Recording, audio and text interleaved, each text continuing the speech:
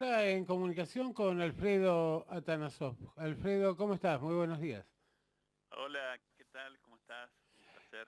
Muy bien, bueno, la verdad que cuando estamos en contacto contigo hay muchas cosas que se me ocurre preguntarte, así que voy a tratar de aprovecharte, tanto en lo Bueno, que tiene que ver con la actuación y las similitudes o no que vos puedas ver entre aquel momento de la salida del gobierno de la Rúa en el estado calamitoso en que se encontraba la sociedad, la economía, el sistema político, o bien este desafío de esta geopolítica internacional que nos expone a alternativas realmente complejas y muy peligrosas para todos.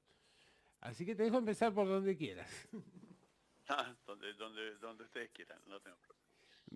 Bueno, empecemos por lo internacional. Entonces, que he visto que se está escribiendo varios Sí, artículos cómo no, desde sí, tu desempeño diplomático, sobre todo allí en Europa del Este. exactamente. Sí, estuve 4 años en Bulgaria y Macedonia del Norte y claramente eso me sirvió mucho para conocer bien de cerca cómo está la situación en el este europeo, que tiene algunas diferencias con Occidente, con el Occidente europeo, ¿no? Eh, Diferencias en cuanto a la cultura, son civilizaciones quizá un poco distintas, por supuesto con una muy fuerte influencia de Rusia en muchas decisiones. Bueno, para mí fue una experiencia muy interesante. ¿Y cómo es una zona compleja de por sí, por todo su desarrollo histórico, por las confrontaciones, las rivalidades y demás, pero cómo durante el tiempo que estuviste ahí, cómo impactó el tema de la guerra de Ucrania? Bueno, obviamente que la guerra fue un tema central y lo sigue siendo, Ujú. digamos, ¿no? Eh, yo estaba a 600 kilómetros de la guerra, digamos, ¿no? Epa. Pero de todas maneras toda la región eh, tiene ese impacto de la guerra, ¿no? De una guerra que podríamos decir es una guerra quizás entre Estados Unidos y Rusia en territorio ucraniano, más o menos esa podría ser una definición, ¿no? Como las viejas guerras de la Guerra Fría. Y claro, es que en realidad esto es algo que no comenzó ahora, digamos, sino que comenzó cuando, eh, cuando cayó el muro de Berlín, digamos, ¿no? A partir de ahí, entonces se empezaron a desarrollar distintas acciones que ahora se han focalizado fuertemente en el territorio de Ucrania, con eh, situaciones verdaderamente peligrosas, ¿no?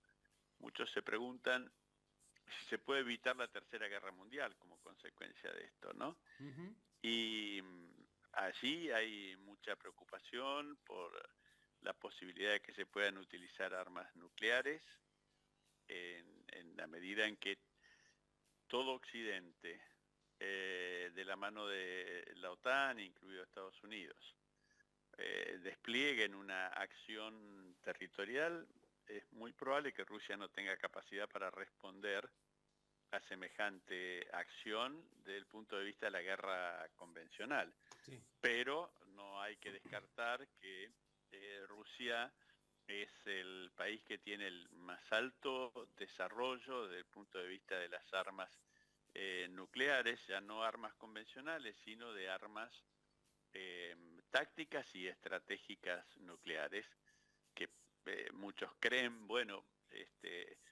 si se diera una situación de ese tipo, podría ser que Rusia atacara con ese tipo de armas, ¿no? Y allí, entonces, la aparición de los F-16 en el frente, los F-16 en manos de Ucrania, podría ser un punto de partida para comenzar a analizar cuáles serían las reacciones de Rusia frente a esa situación, ¿no?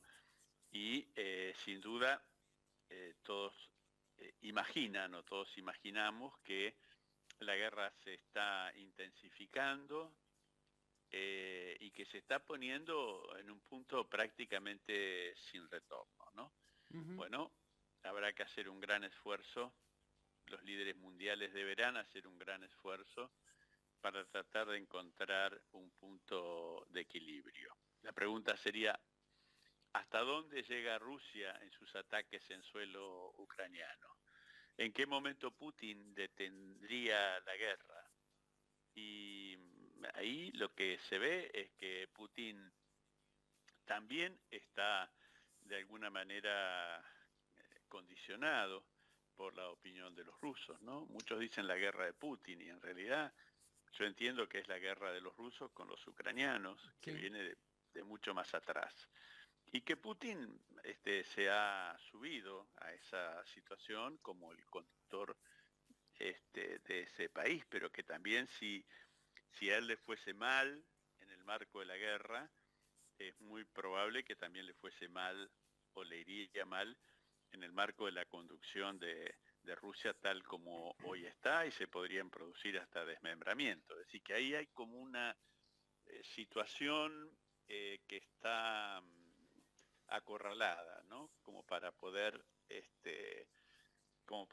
destrabarla. Se ve que hay muchos líderes eh, algunos líderes mundiales que están trabajando para ver de qué manera se puede ir resolviendo, pero en la medida en que el camino sea aportar más armas al conflicto, a mí me da la impresión que es ir por el camino contrario para la solución.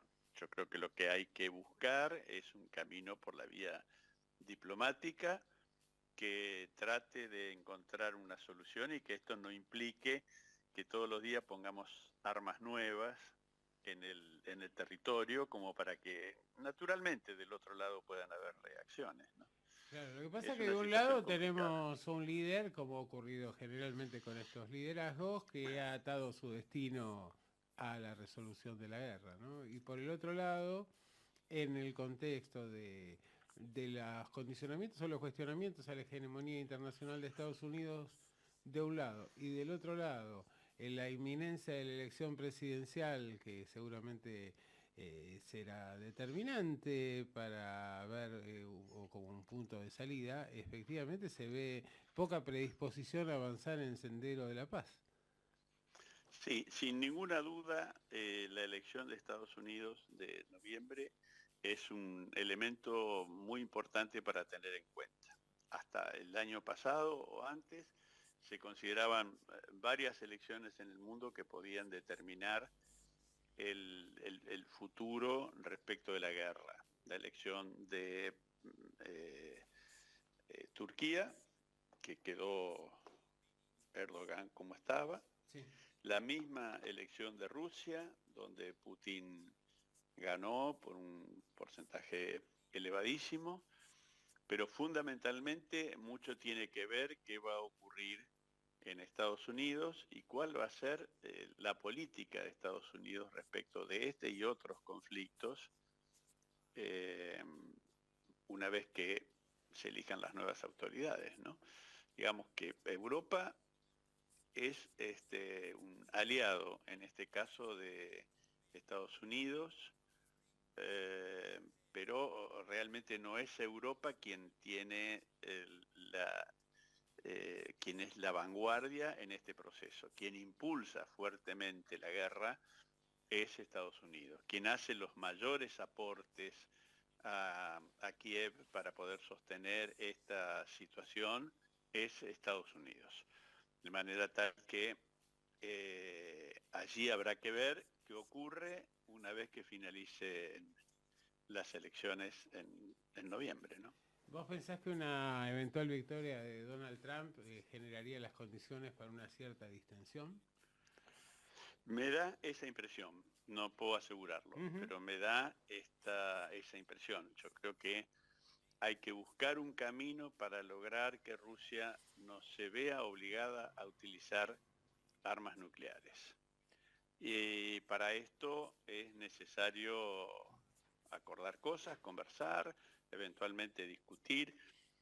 Ucrania tiene una amenaza muy fuerte que no es tan solo de Rusia, sino que todos o casi todos los países vecinos también le están reclamando parte de su territorio. Lo está haciendo Bielorrusia, lo está haciendo Polonia, lo está haciendo Rumania. Más allá de que en el marco del conflicto están ayudando, encolumnados en el marco de, no Bielorrusia, pero sí Polonia y Rumania, en el marco de la OTAN están ayudando, pero llegado el momento de encontrar un punto para resolver el conflicto, ya lo han dicho públicamente, ellos querrán estar sentados a la mesa para disputar también una parte de territorio, ¿no? Y en este contexto está la otra tensión, ¿no? La competencia entre los Estados Unidos y China. Sí, por supuesto que se da en distintos territorios, ¿no? También nosotros aquí en Argentina es como que tenemos una suerte de guerra por el litio fundamentalmente Ujú. entre China y Estados Unidos, que cada día avanza con más fuerza. Los chinos ya tienen algunas inversiones importantes, particularmente en Catamarca y en algunos otros lugares, pero Estados Unidos está en una etapa de exploración y sin ninguna duda esta es una disputa estratégica entre dos gigantes globales que se da en nuestro territorio, se da en el territorio de Argentina, ¿no? Ujú. De la que nosotros no participamos, somos de alguna manera espectadores en función de lo que pueda ocurrir y de la forma en que se pueda desarrollar, ¿no? Esto, a mi juicio, muestra un futuro incierto. La volatilidad del mercado del litio y las experiencias pasadas con la minería en la región dejan un sentimiento de incertidumbre, ¿no? Ujú.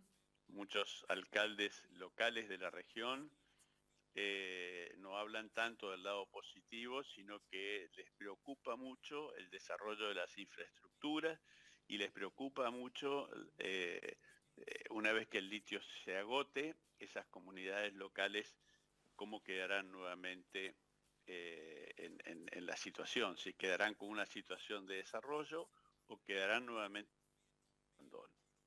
Inmediato, allí hay un problema bastante serio que es la cantidad de agua que se Sí. necesita para el proceso, que algunas localidades cercanas las están dejando sin agua, ¿no?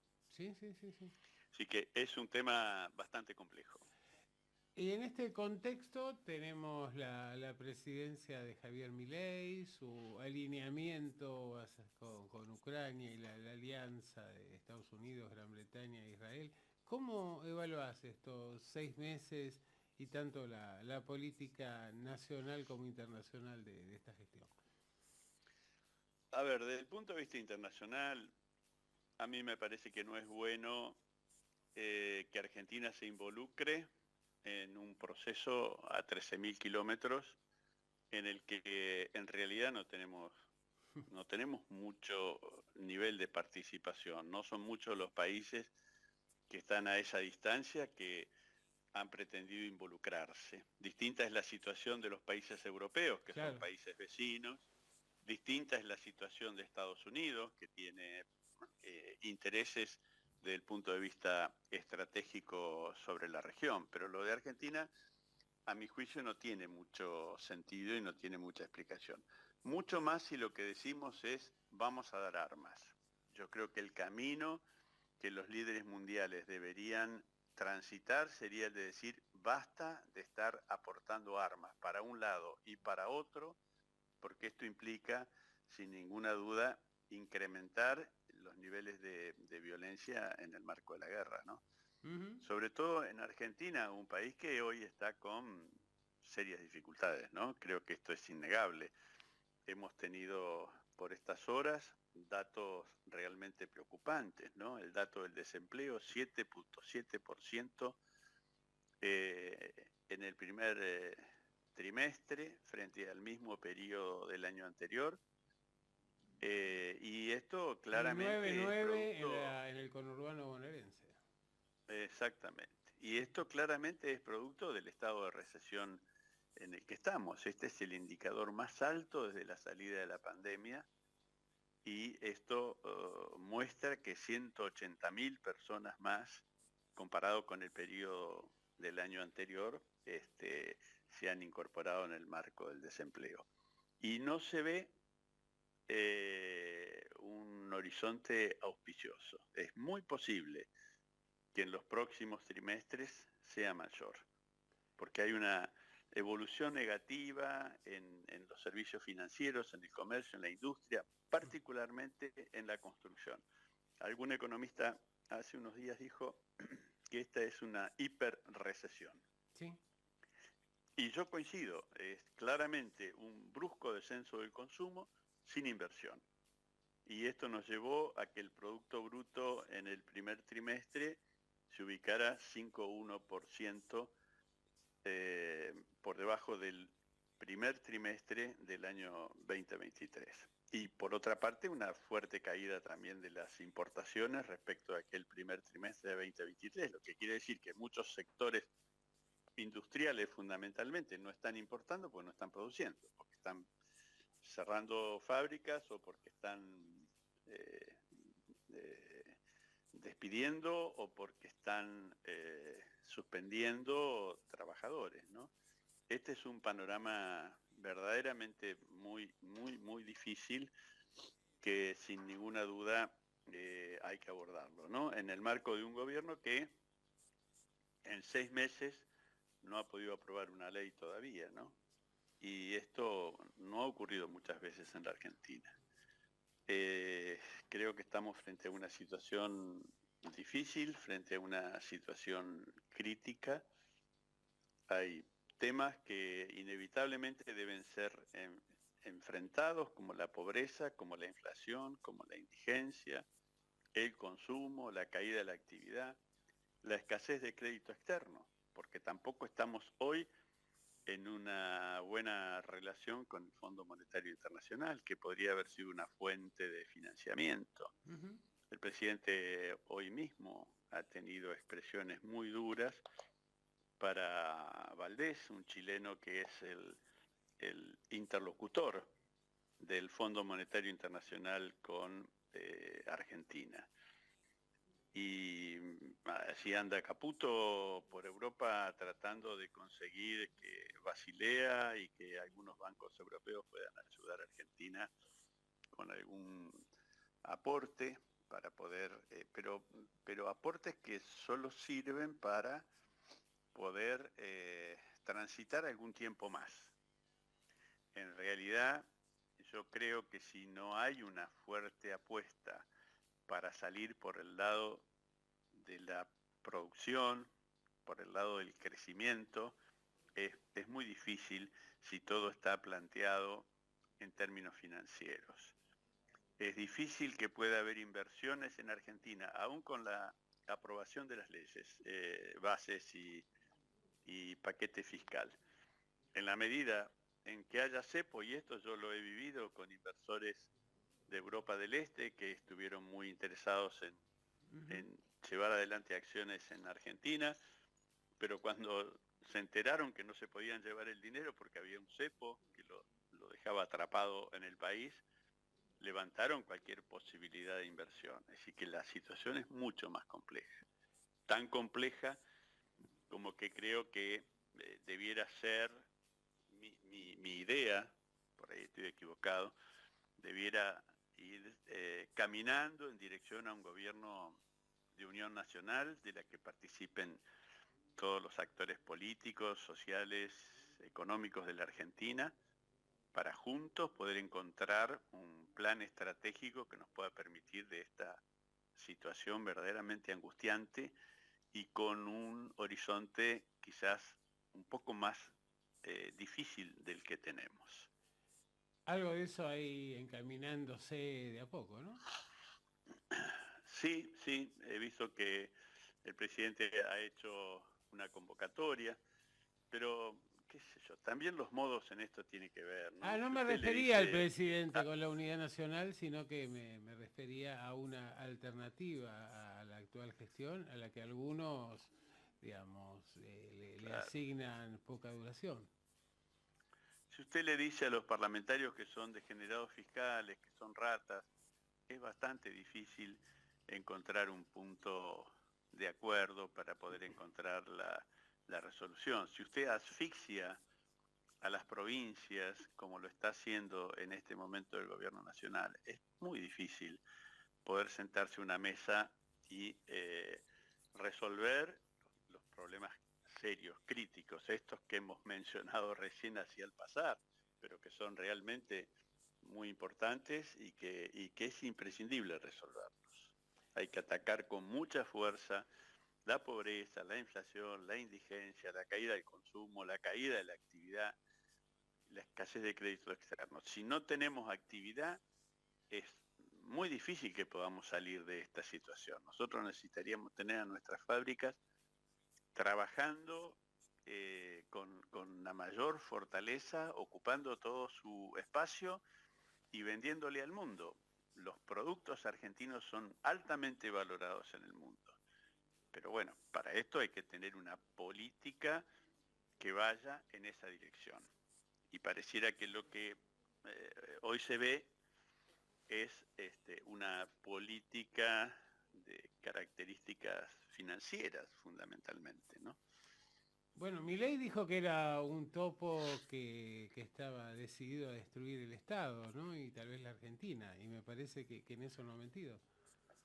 Sí, realmente nadie en la historia de la humanidad ha querido destruir el Estado. Sí hubo líderes que han querido tener el Estado bajo su conducción para poder utilizarlo con fines que quizás no eran los mejores. Pero Ujú. a nadie se le ocurrió destruirlo, porque es fundamental la existencia del Estado para generar los equilibrios que las sociedades necesitan, ¿no?